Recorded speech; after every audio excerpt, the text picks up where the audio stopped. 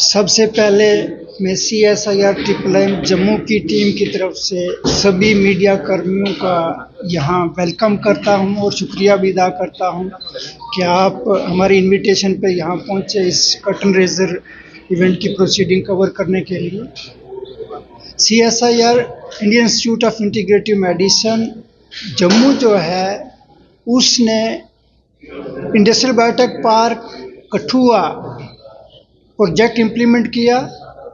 पिछले कुछ अर्सा से इस बायोटेक पार्क का काम चल रहा था, अभी काम कंप्लीट हुआ, सिविल कंस्ट्रक्शन कंप्लीट हुई, इंस्ट्रूमेंट्स मशीनरी इंस्टॉलेशन कंप्लीट हो गया और उसके बाद इसके सॉफ्ट इनिशिएटिव्स का जहाँ तक तल्लक है, ऑब्जेक्टिव्स का जहाँ तक तल्लक है, उसको इम्प्लीमेंट करने के लिए बायोनेस्ट इंक्यूबेटर जो है 27 अक्टूबर मंडे को यहाँ लॉन्च हो रहा है, जिसकी लॉन्चिंग हमारे union minister for science and technology और vice president CSIR doctor Jitendra Singh साहब करेंगे।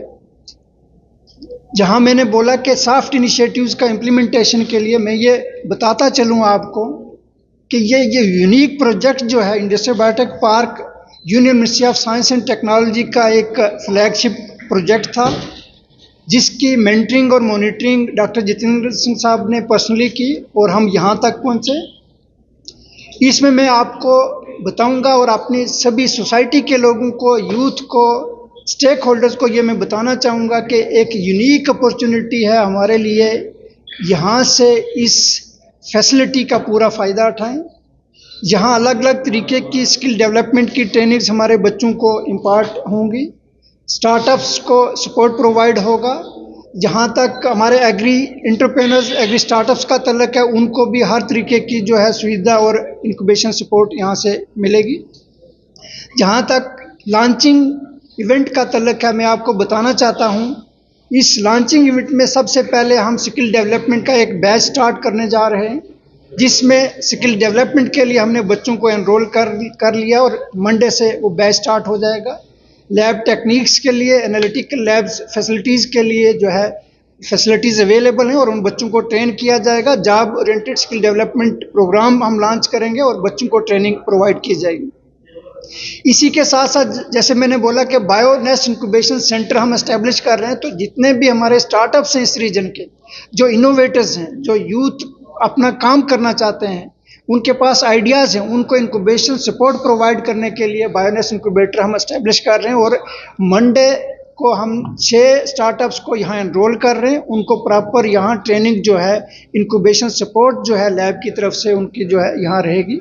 और इसी के साथ साथ मैं ये बताऊँ कि इस रीजन में अगर हम देखें, बायो रिसोर्सेज को देखें, यूथ को देखें, rich brain is available, opportunities हमारे पास हैं। मैं सभी से अपील करूंगा, यहाँ के जो बच्चे हैं, यूथ हैं, जो अपना काम करना चाहते हैं, और डेफिनेटली हमारी ये अप्रोच है कि वो बच्चे, उन बच्चों को इस तरीके से तैयार किया जाए कि वो जॉब गिवर बन सकें, जॉब सीकर्स की जगह जॉब गिवर्स बने।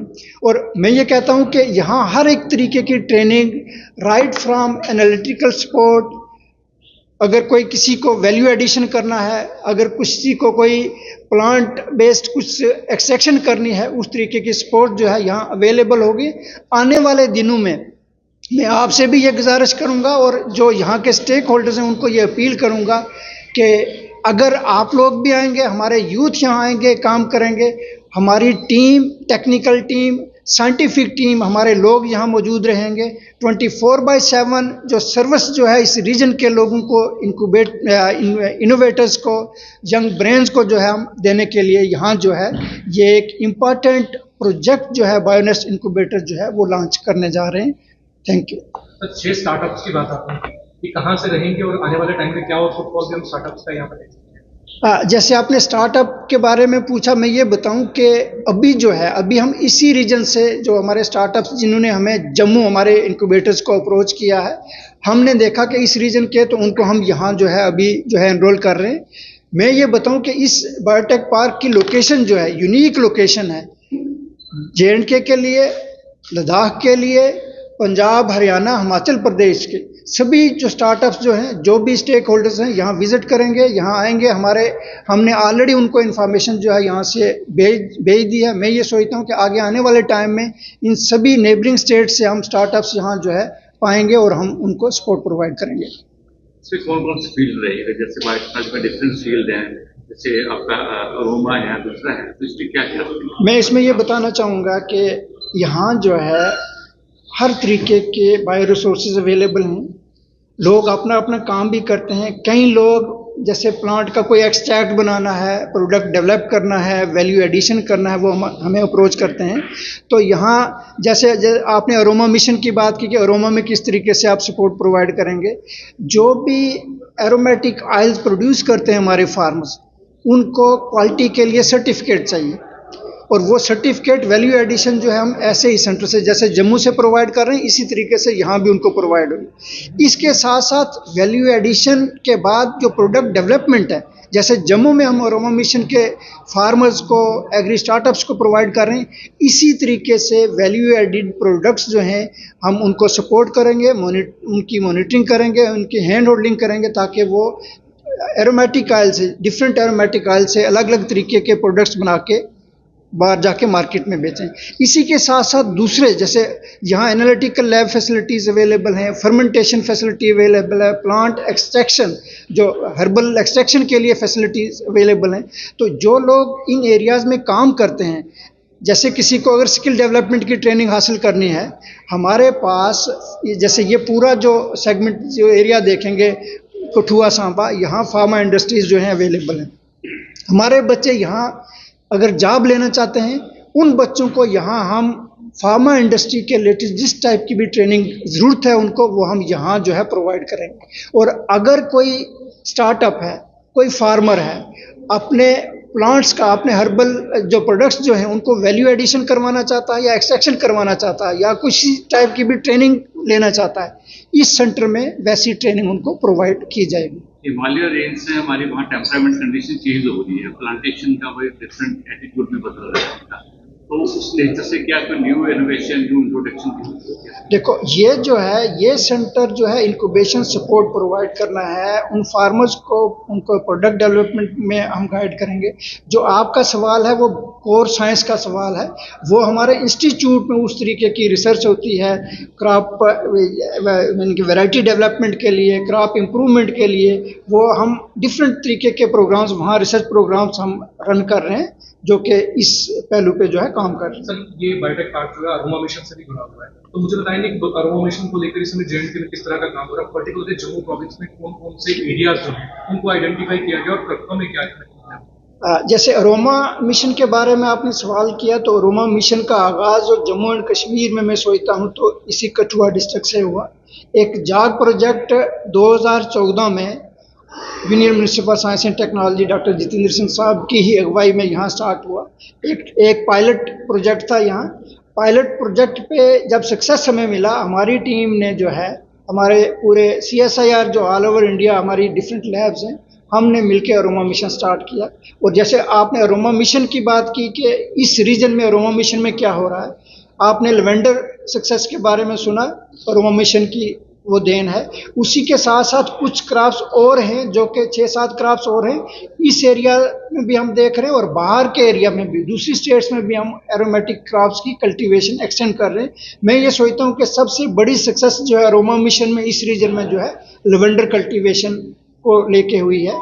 2014 से पहले लेवेंडर कल्टीवेशन सिर्फ एक लोकलाइज्ड एरिया में वो कल्टीवेशन लिमिटेड था, लेकिन जब हमने जाग प्रोजेक्ट में सक्सेस पाई, हमने लेवेंडर कल्टीवेशन जो है वो एक्सटेंड किया और पूरे रीजन को जहाँ भी क्लाइमेटिक कंडीशंस वैसी अवेलेबल थी वहाँ हमने कल्टीवेट करवाया।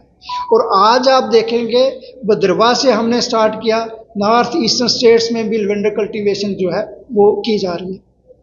और सबसे बड़ी बात अरोमा मिशन की अचीवमेंट की मैं आपके साथ शेयर करना चाहता हूँ कि जो लेवेंडर ऑयल यहाँ से प्रोड्यूस हो रहा है वो बेस्ट क्वालिटी का ऑयल है। वो हमने थर्ड पार्टी एनालिसिस करवा के जो है रिपोर्ट जनरेट करवाएं।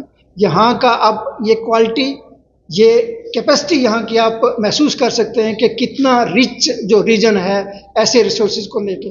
तो इसी तरीके से हमने दूसरे मिशन भी, फ्लोरिकल्चर मिशन भी जो है सोसाइटल बेनिफिट्स के लिए स्टार्ट किए।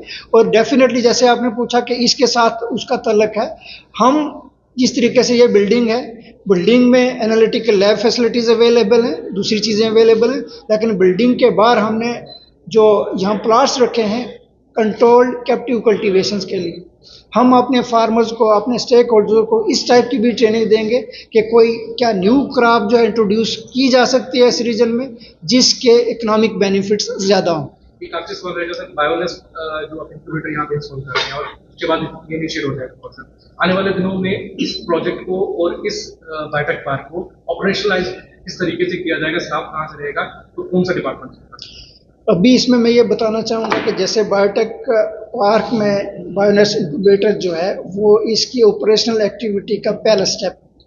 हमने ये देखा बिल्डिंग तैयार है, इंस्ट्रूमेंट्स अवेलेबल हैं और डीबीटी बायोरेक ने फंड सपोर्ट प्रोवाइड किया IIIM को कि यहाँ जो है बायोनैस इंक्यूबेटर एस्टेब्लिश किया जाए।